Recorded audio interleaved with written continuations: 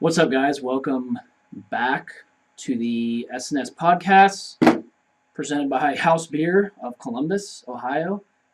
This is a little bit different format than you guys are probably used to. As you can see, Addison there is not on location. That's because, I don't know, instead of doing this podcast on like a Friday night and then uploading it the day of college football on Saturdays, we're trying to get it up more like midweek so you guys can get some analysis for the upcoming games, even though, unfortunately, for the first time that we've done this, the upcoming slate of games are pretty terrible. I think it's known as Cupcake Week. Is that right, Addison? Yeah, active bye week, whatever you want to call it. Yeah.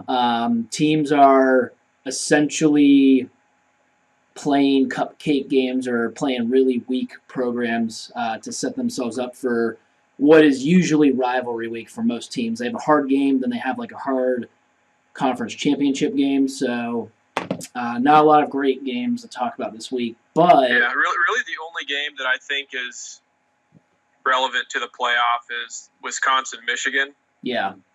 That's at noon, 11 Central Time. So that's the only big game, and it's a really bizarre start time for a big game. There's not really anything on at night. You do have UCLA USC at night, but I mean, I don't. Who cares? I mean, well, okay. I will say this: the people in LA don't even care. Yeah, I mean, I don't know if we want to talk about, if we just want to get like the playoff rankings, I guess, and like talk about some scenarios. I don't know how much you've messed around with like 538's simulator or like listened to like some of the analysts talk about, some of the scenarios that, like the chaotic scenarios that could happen. But I mean, I think the Pac-12 is pretty much dead for all intents and purposes. But I see some scenario where like USC could find their way in. I don't think it's as likely as like two-loss Ohio State getting in, but I think there actually is a scenario where they like could get in, but it'd have to be the ultimate amount of chaos. Are they valued? Would they be valued higher than Notre Dame, who spanked them with 2 losses, who doesn't have a conference championship? I mean, that's stuff we don't really know yet. But yeah, there are a few situations where you get in the weird, like, especially since Notre Dame lost to Georgia, but USC lost to Notre Dame and that kind of stuff. It can get weird. Those are more unlikely scenarios, but I can definitely see USC getting in. If they win out and Ohio State wins out, then it's not a sure thing. It depends on how the games play out. Right. I mean, what if USC looks really good? Does something like what we did in 2014 and wins huge, and say they play Washington State again and they avenge that loss. So that could really help them. The Pac-12 is definitely, as far as all the power conferences go, the biggest long shot to get in right now. Yeah. But something else that's funny, if you want to talk about crazy scenarios, is there any possible way that the Pirate makes the playoff?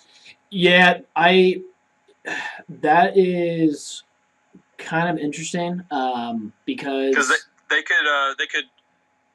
just have to win and they'll go to the Pac-12 championship, right? Yeah, I think so. And then they would get to play a C again. I think it's reasonable to say that they have a really long shot to make it. Like, I do think those two teams are mathematically still alive, I guess is the best way to put it. Teams like, I'm trying to think who's there that's like mathematically dead, I guess. Like, I mean, if we want to recap Notre Dame Miami real quick, I feel like as far as like, Miami being number 3 in the playoff, which I think Miami should possibly be 2. We could talk about the top 5 there. Yeah. Because after the top 5, you got the cutoff there. It's right. It's undefeated Wisconsin. The next team is 2-loss Auburn, so there's no controversy there. But the top 5, I don't even know how I would rank it really, but I have some. Like if you rank Clemson, above Miami, then I feel like you should rank Oklahoma above them. Yeah, I agree. Like, I don't know. So, I don't know. I'd probably just put Alabama and Miami 1-2 right now. Yeah, I think what's I guess like the biggest takeaway from the rankings is you kind of get to see what they value the most. And apparently, I guess Clemson's wins are better than like what Oklahoma's losses or something like that. Like, and the fact that they are considering Bryant in the Syracuse game, like they're almost counting like that loss is not a loss, pretty much. Yeah, which I hate. Yeah, I really hate that. Yeah, yeah. I mean, injuries happen in literally every single football game. Right. Syracuse was winning when that happened. There is no guarantee that Clemson's going to come back. Yeah. I don't think Bryant played great in that game anyway, so I think that's a terrible argument. I know a lot of people are trying to make it, and I don't like it. I think like I heard Kirby Holcutt, is he the head of the playoff committee? I think whatever he said. I heard like in a call last night. It must have been during the show. I didn't actually watch the show, but he was saying that Bryant looked hobbled going into the game, and I was like, well, that's not other teams' faults that Clemson decided to play him. Like, I mean, it's they don't get just an automatic W because their quarterback was hurt. Yeah, right. And so, like, I agree with you. Like, we watched that game because our group all pretty much had Syracuse. I think that was one of the unanimous bets that we had for that week, and I felt like Syracuse. I don't think. Bryant definitely being hurt or playing poorly hurt them, but Clemson's defense was not good in that game. Their secondary got burned a few times. Well, I mean, really, their O-line wasn't, and ended up getting him even more hurt. Right, so, right. I mean, all these are things that, I don't know, they should have considered instead of, just saying. Yeah. Because you must be right about that. That has to be the only explanation for Clemson being 2, in my opinion, the more I look at it. Because, I mean, Oklahoma's beat Miami has a 0. Miami has a 0, and they just stopped Notre Dame. There's that. I think Oklahoma should be above Clemson. Yeah. Just because of beating Ohio State on the road. Right. Big win over TCU. Those are 2 huge wins for them. Yeah. On their resume. And talk about a guy real quick that I thought Baker Mayfield would have a worse year this year from all the guys that he lost, but I mean, I give him credit. I didn't think he was as good as he's looked. Like, I didn't think he was an NFL quarterback, but the more I watch him, I like what I see. I like how competitive he is. It was really annoying losing to them the way that we did and him doing the whole, like, flag and the ground shit. But, think if he's the Heisman winner, right? Yeah, it's pretty much sealed already. I mean, if they didn't have him, they might have 3 or 4 losses. What do you think? I mean, it's possible. Yeah. But Kyler Murray at quarterback. Yeah. They'd be all right. They'd be all right, but they wouldn't be where they are. Right. For sure. Right. And so, I think as far as like the top 5 goes, how do you actually feel about Wisconsin? Like, I think we agree that if Wisconsin wins out, they're 100% in the playoff. Yeah. And I keep seeing like on College Football Live today, on our, one of our rival networks, ESPN, they were talking about how like maybe that's not a lock. Like every person on there saying like that might not be. Well, I don't know. I'll give David Pollock credit because he said Wisconsin's definitely in, and Todd McShay wouldn't really back that up. He didn't disagree with it, but you can tell that the guys that are like really looking for like the 4 best teams, they're like, well, Wisconsin is probably like actually like the 10th best team or something. But then they'll reiterate that we don't know about them yet. And so I said, well, on the other hand, we don't know about them, and they're 10-0 in a Power 5 conference. Now, yeah, I'm a big believer in who have you beaten, and they haven't beaten a soul, but they will have beaten Michigan and Ohio State if they win out, and I think that's worth, it has to be worth something to go undefeated in a Power 5 conference, right? Yeah. I would have more problem with them being 5 if, it was the end of the season. The committee knows probably that if Wisconsin wins out, they'll be there, so they don't really care. Yeah.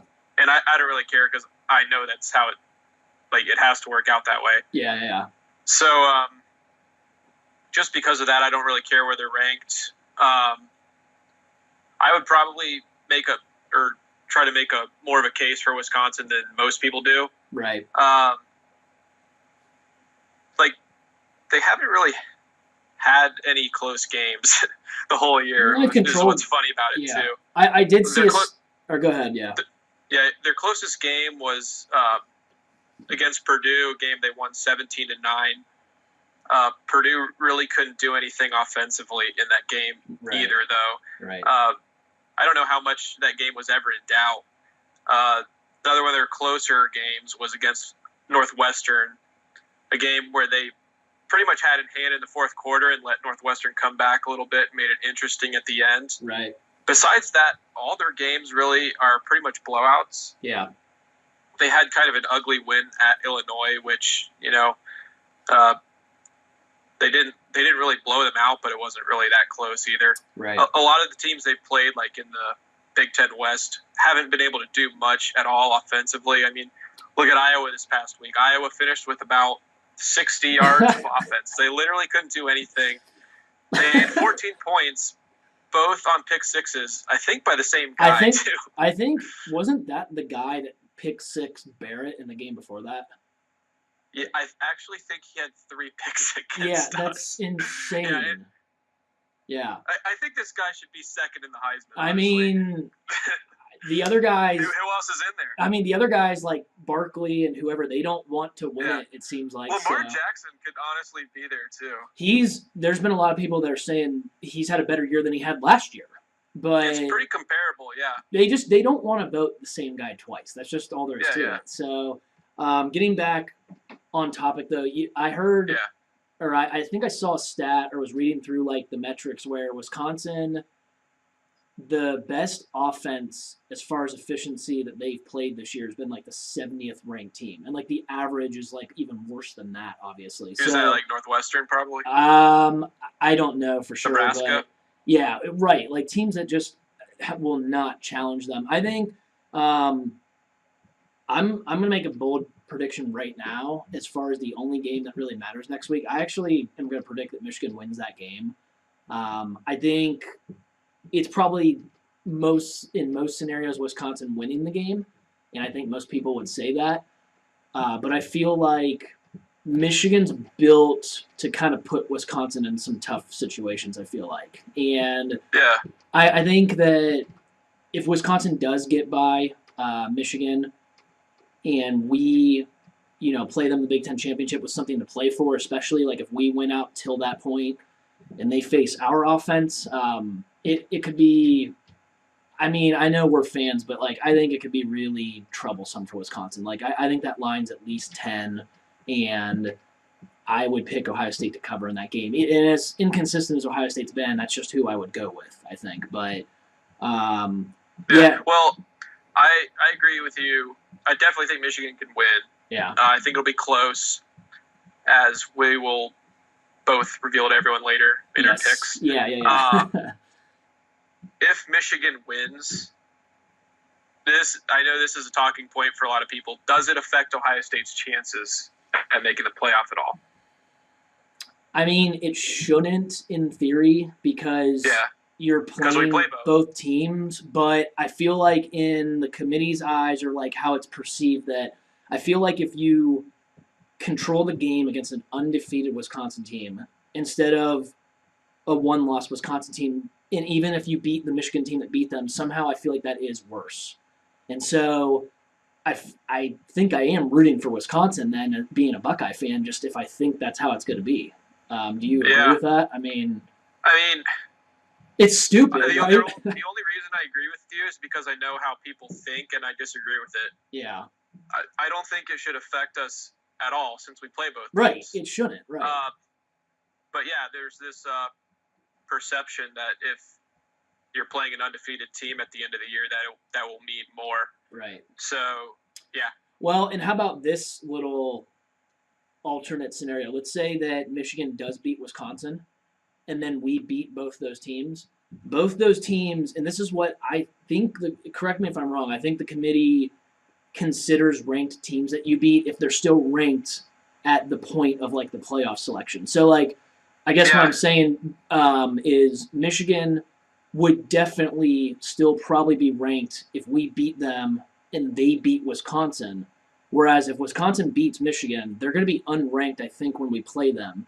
For sure, yeah. And then if we beat them and they have another loss, there's no way they're ranked. So at the end of the year, I'd rather have the two extra ranked wins because we'd be 4-1 against the college football top 25 as opposed to being 3-1 and beating the undefeated Wisconsin. So like you see, I don't know. I feel like you can argue it that way. Yeah, you can. Michigan will for sure be unranked if they lose both those games. Yeah, I think they're 24. Yeah. Yeah, they're like 23 or 24, right on the edge. So. Okay. Yeah. All right. Well, that's enough about Wisconsin because they bore me. So, but I do think if they win out, they deserve to be in. As far as Oklahoma goes, I think Oklahoma has the offense to beat anybody in the country. I'm not saying they can't beat Alabama or Miami or Clemson. I don't think there is a great team this year. Possibly, I think there's a bunch of really solid teams. Potential. Well, not like a bunch, but there's enough.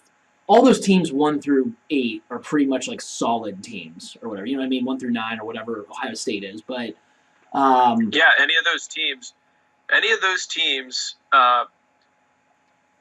take the top like 11 teams. Yeah. You know, is there anyone who you think if they make the playoff like couldn't win 2 games? Right. Yeah, and that's.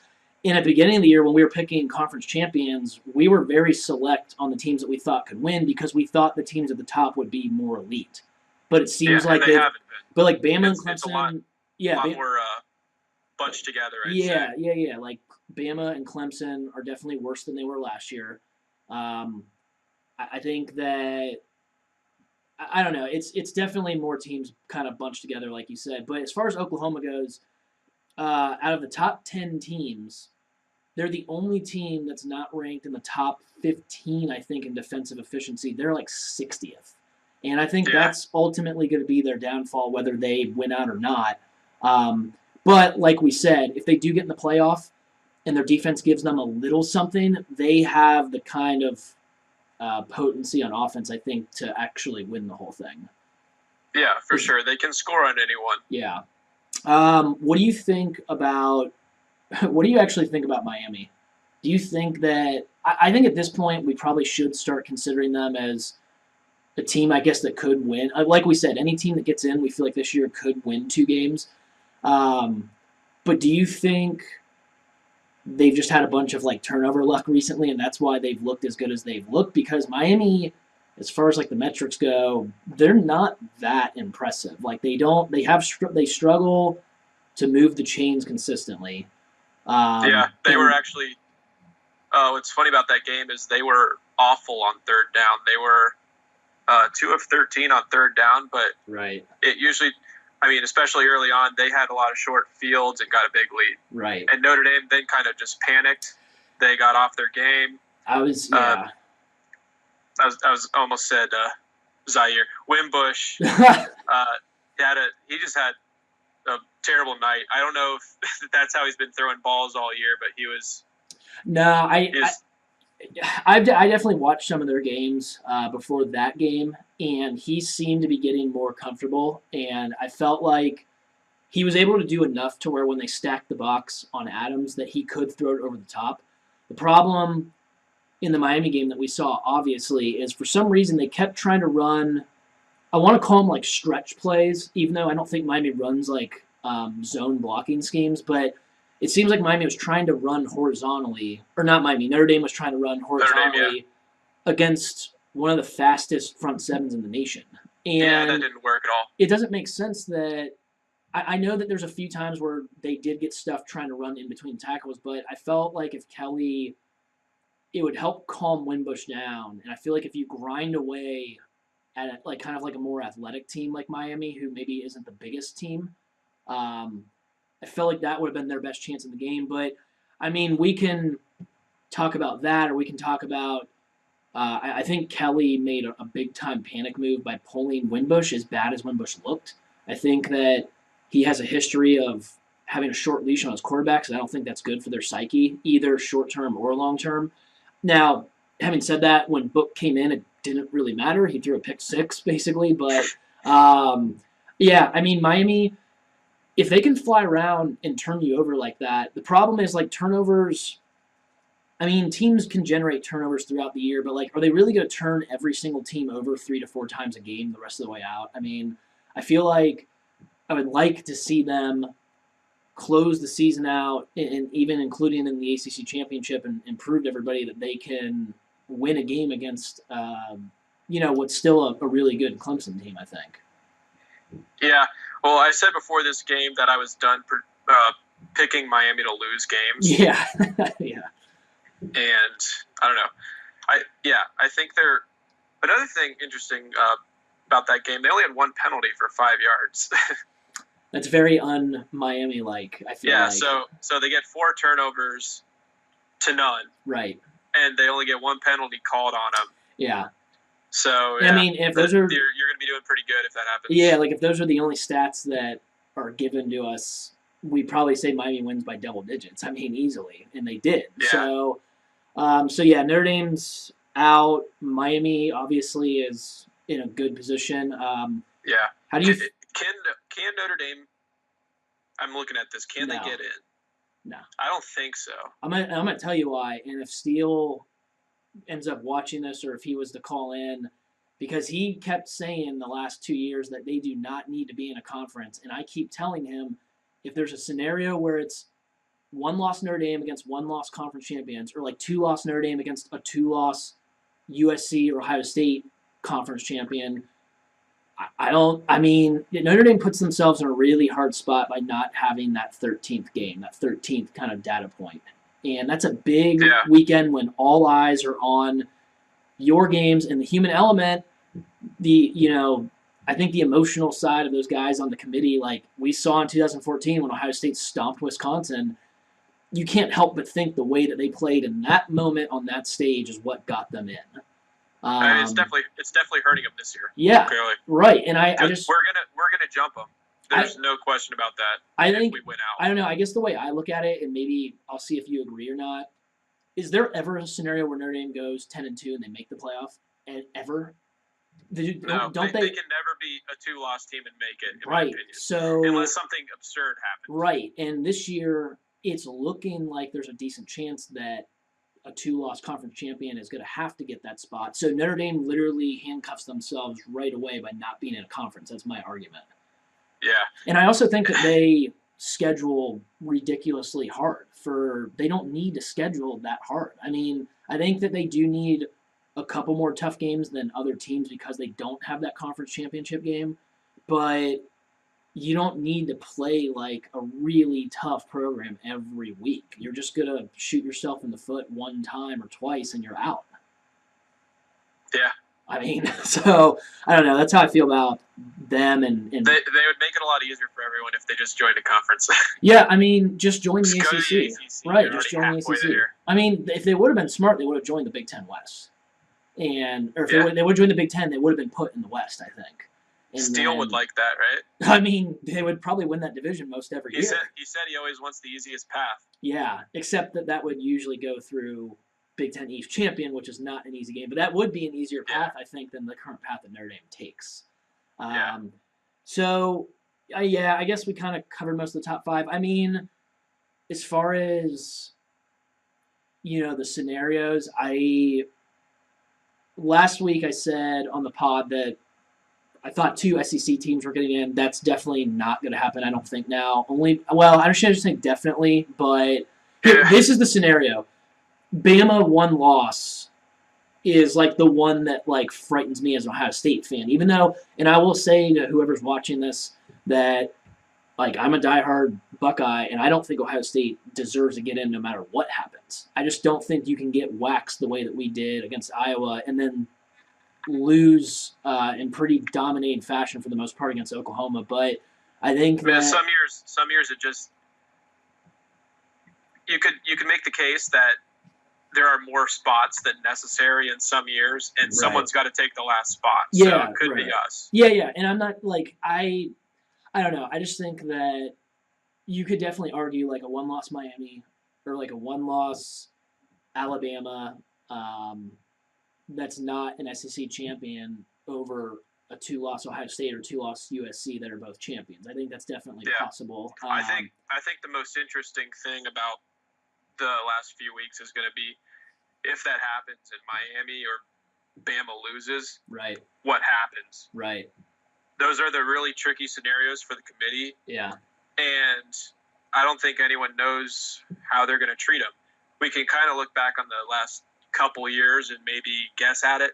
Yeah. I think it makes a big difference if Alabama beats Auburn and then loses, or if they just lose to Auburn. You know, if they beat Auburn, I feel like they're kind of a lock, possibly.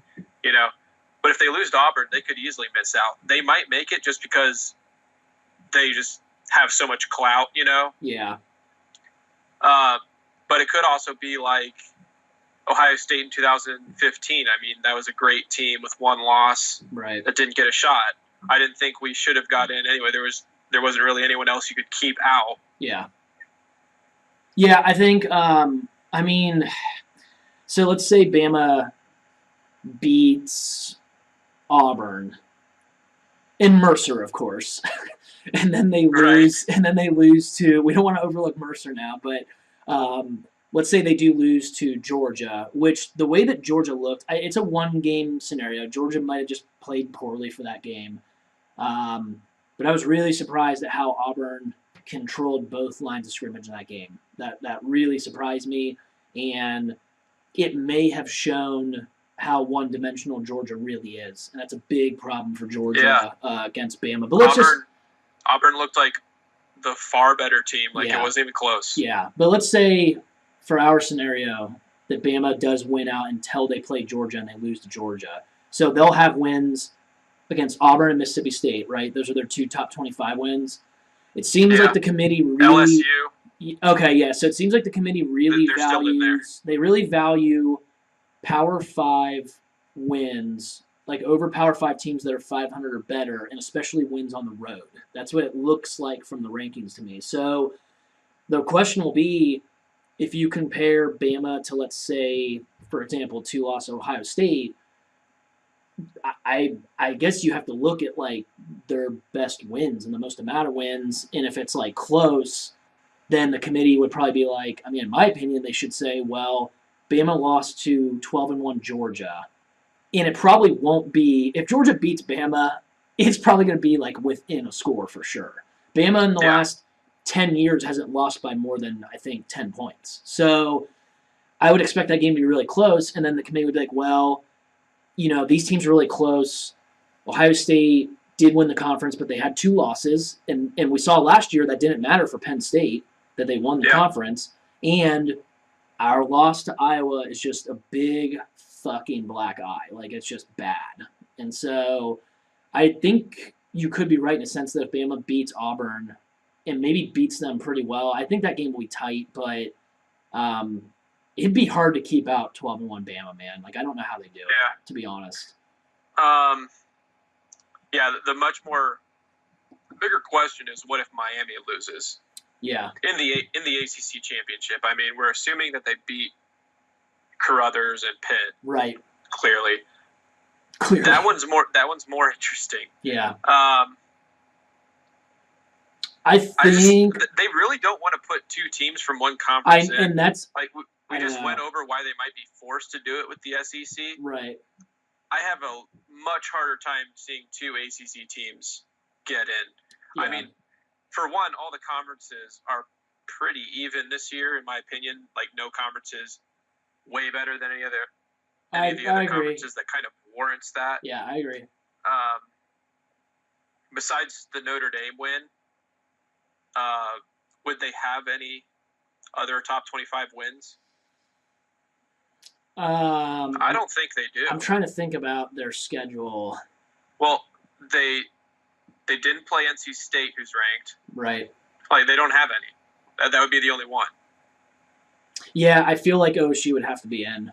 I mean, I think we would get in over Miami. Alabama. Whether we deserved it or not, I do think Ohio State I do think Ohio State gets in over Miami in that scenario. Bama, it's a lot closer, and I would probably side with Bama, to be honest. And it sucks saying that as an OSU fan, but I feel like if we want the committee to be fair all the time, like every year, and we want the teams that are most deserving or the best four to get in, I feel like Bama's definitely one of the best four teams, no matter what happens at the end of the year here. I mean, I just feel like that's just the case. Like I think that's probably true. I don't know. Maybe I'm wrong about that, but I think that with Miami, I think Ohio State definitely gets in. With Bama, it's definitely closer. And I think if you're a Miami fan, you can argue Miami having only the one loss and it being to Clemson, maybe in like a tight game or something. But that's why I think the thing about when you're comparing a one-loss team to a two-loss team, last year I don't think we get in over Penn State if we don't have the big wins that we had. Like I agree. Yeah. Oklahoma. Yeah, I agree. And Wisconsin and Michigan. We had 3 top 10 wins. Right. If you say you take away the Oklahoma win, say just we didn't play them, we beat some cupcake. Right. I think Penn State probably gets in. I think so. I think they definitely said that it was OSU's. It was the strength of their wins. They had just really good wins, and it's like we always say, like, who did you beat type of thing. So it's going to be interesting. I think, is there any other teams that we're forgetting about that are maybe on the outside looking in that have a shot? Like, does Oklahoma State have a shot? I think TCU has a much better shot than Oklahoma State does. I don't think Oklahoma State can make the Big 12 championship. It's pretty much guaranteed.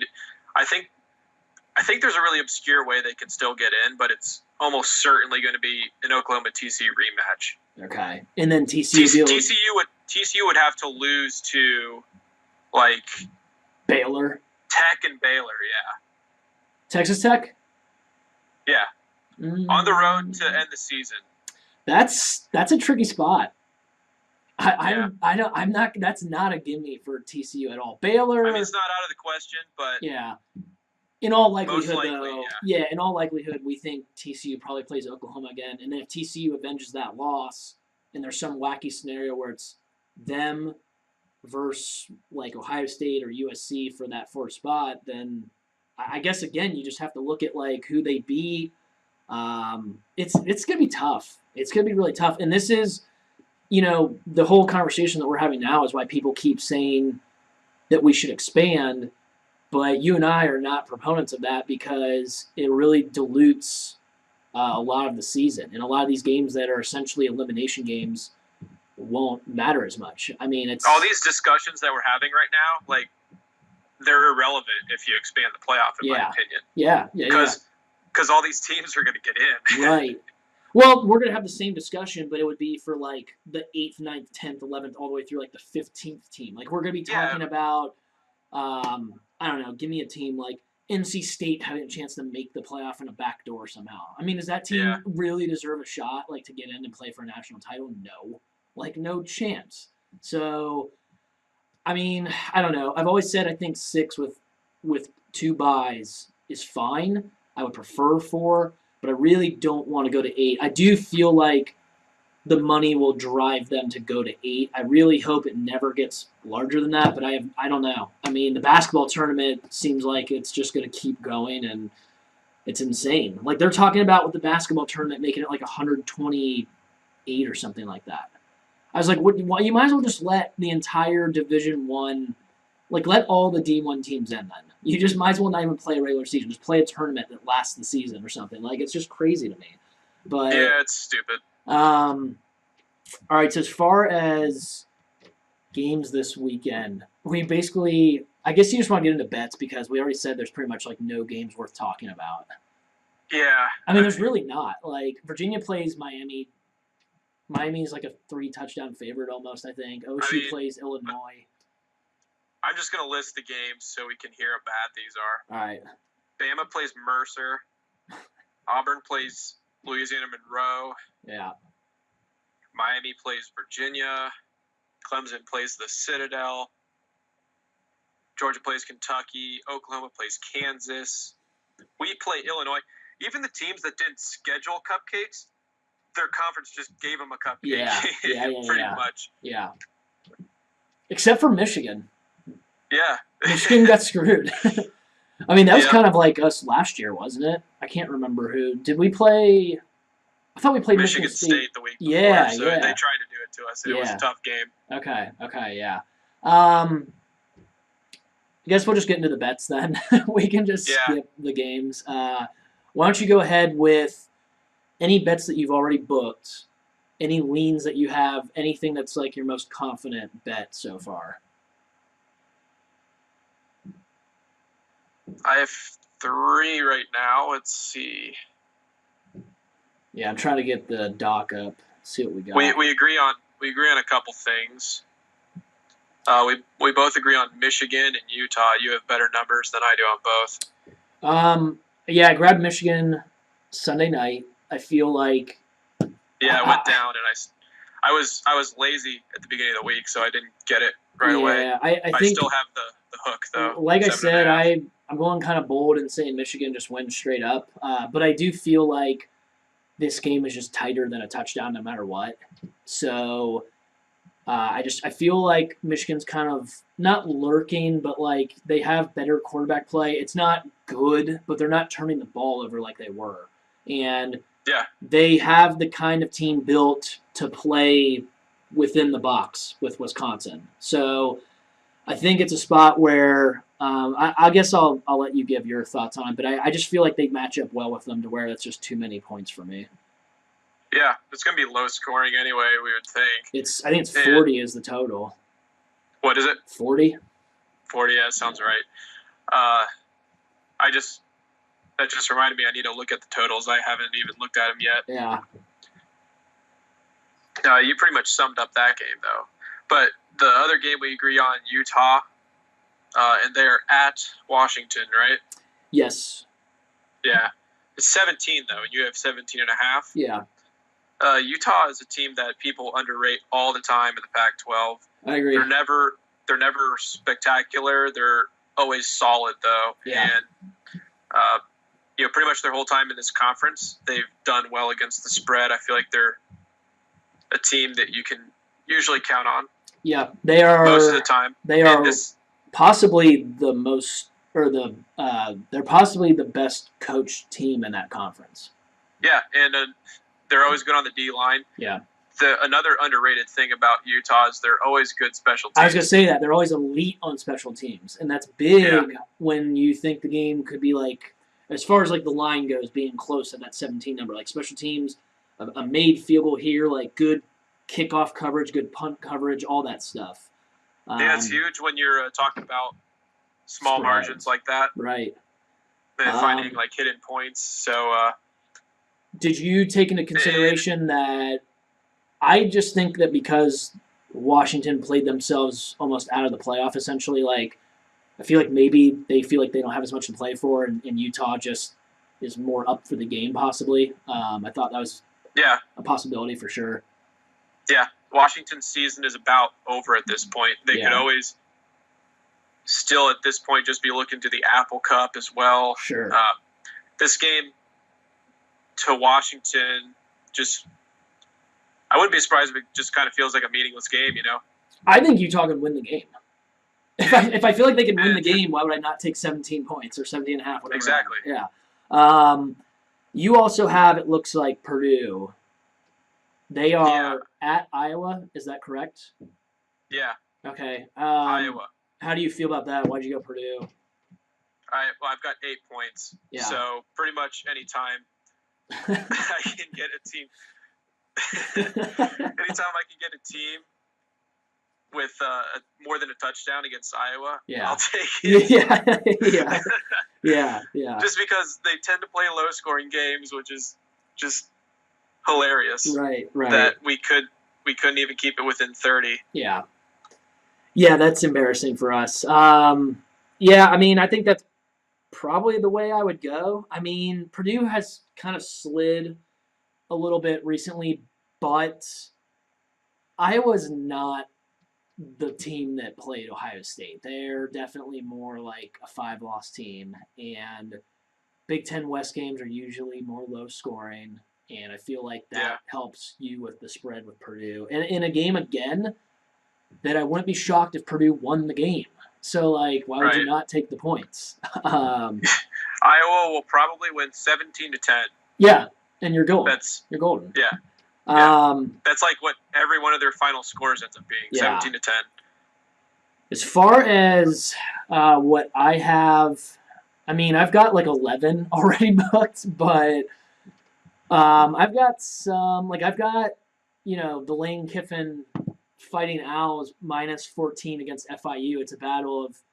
Oh yeah. Did you know Butch Davis coaches FIU? I don't know if anybody remembers that, but Butch Davis coaches FIU. Oh yeah.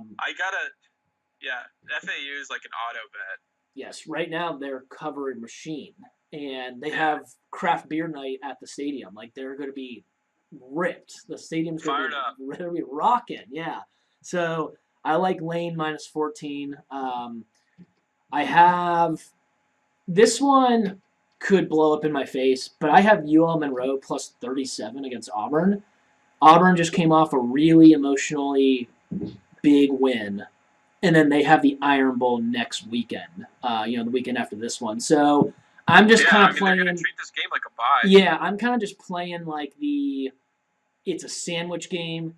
It could be 51-16, and I'm good. Like I think, right? Is that math right? Yeah. So they are going to pull guys early if they can. Right, because they need all they can get against Bama for sure. And if Stidham gets hurt, they're screwed. Now, the one thing I will say about Auburn real quick is if you can generate a lot of pass rush against them, he shits his pants in the pocket. Like I've watched 3 of their games this year, and if the first read is not there and he gets a lot of pressure, especially in the pocket, up in his face, he's not good. Now, Bama's got some injuries as far as their run stoppers go. I've only watched Bama for like 6 quarters this year. I don't know if they generate a great pass rush this year. They usually have a great pass rush for the most part, but I know that their injuries are more about like their run stoppers. It's definitely not as good as it has been. That's right.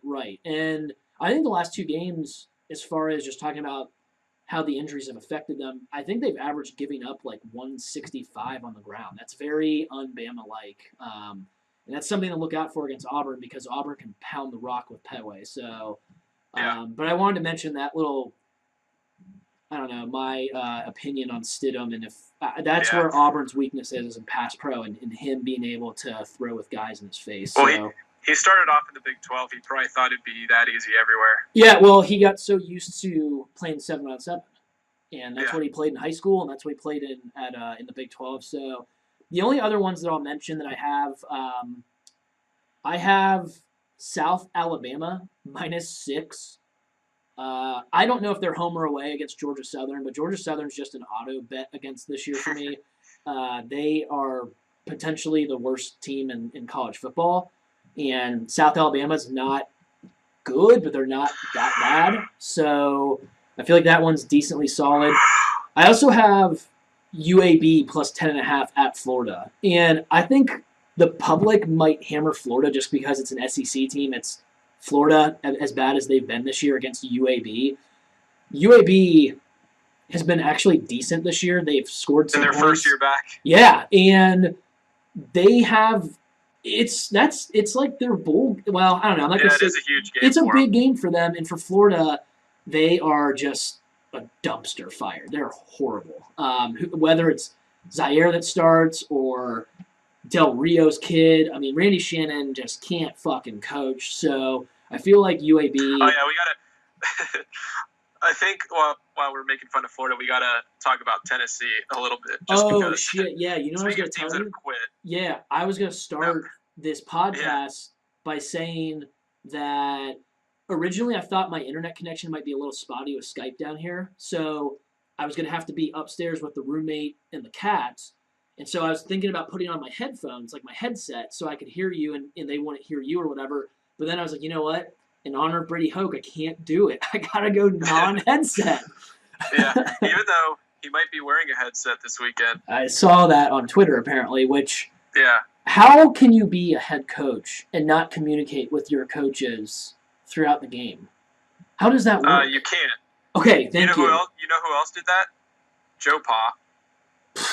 Right? He didn't wear a headset. Yeah, he didn't wear a headset. He just walked around. Yeah, it's true. Didn't do anything. I can't believe we're comparing Brady Hoke to Joe Paterno now. Yeah, this is Joe Pa at the end of his career. Yeah. Really...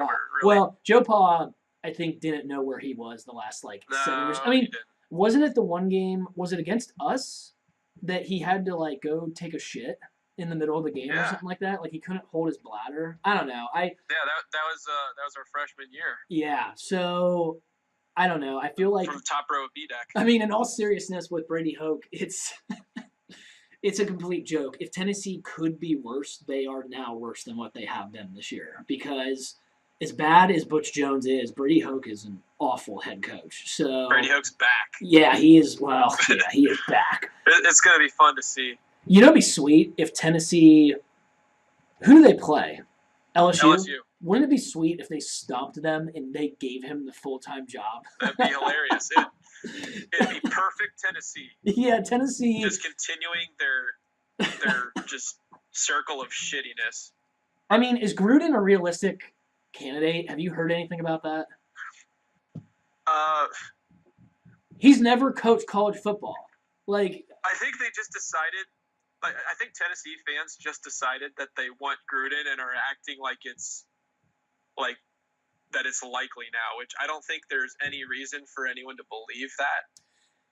If you're in, it's funny that his name comes up now. Yeah, if you're in his shoes, and Tennessee calls you and they say, "We're going to offer you $10 million a year," but he's at ESPN doing Monday Night Football, where I think he's making a couple mil or something like that, and he doesn't have to deal with recruiting and the stresses of being a college head coach at a big program. Well, big program or whatever. Yeah, if you're making good money, why the fuck would announcing you leave? football games and why continue doing that? Right. Why would you leave Monday night? Why would you leave what you're doing? It's such a cushy job. I know coaches claim that they're always going to be coaches, but not at Tennessee. Gruden could get I think if Gruden really let it be known that he wanted to coach again, he could get an NFL job.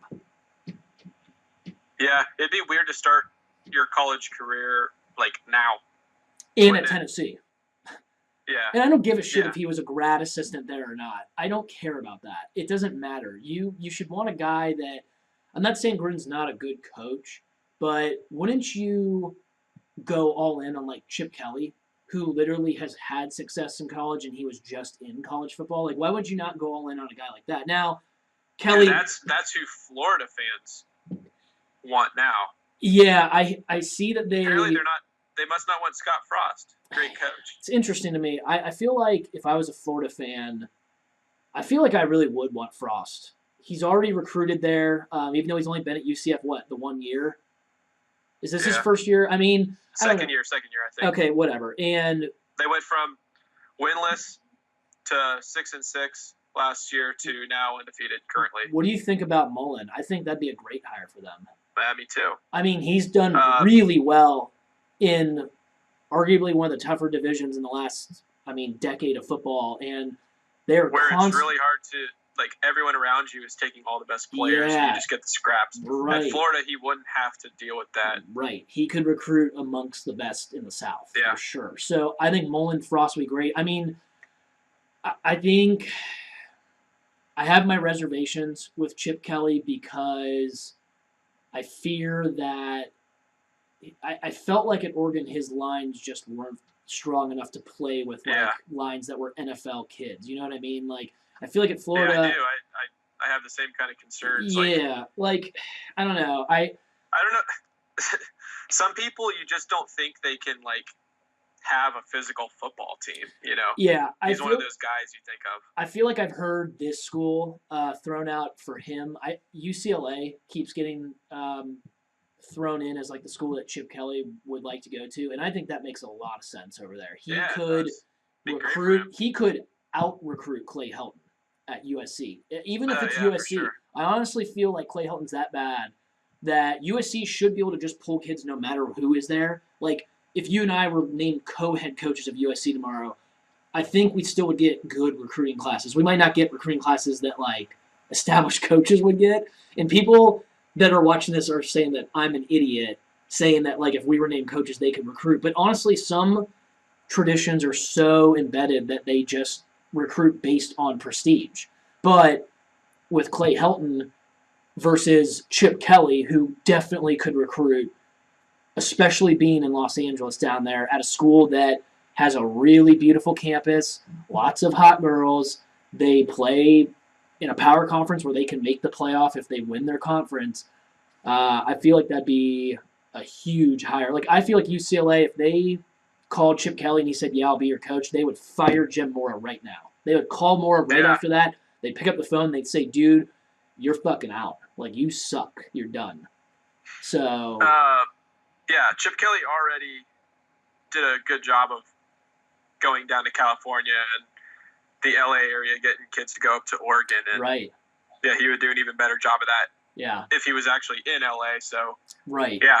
Yeah, I think that'd be interesting. And I mean, as far as like some of the other openings, we don't have to really get into that right now, but I think there are other schools that these Tennessee fans, they don't realize, like, I feel like depending on sanctions or whatever with Ole Miss, I almost feel like Ole Miss could be considered a better job, potentially. Like, it's just not, I think the point is that I think Tennessee fans think that that is an elite job, and it's not. Still there? Yeah. You hear me? You hear me? Uh-oh. Okay, we're having some technical difficulties here. Hey. Can you hear me? Yeah. Okay, yeah, I think you went out for freeze? a second. Yeah, I think you went out for a sec. You're good, though. Yeah, one of us did. I don't know who. Yeah, well, one of us apparently did, but whatever. We'll see it on the video. I knew there might be a technical difficulty or two, but I guess to kind of wrap up the pod then, I think we pretty much covered what we wanted to cover. I mean, there's a lot of football left to be played as far as the playoff scenarios go.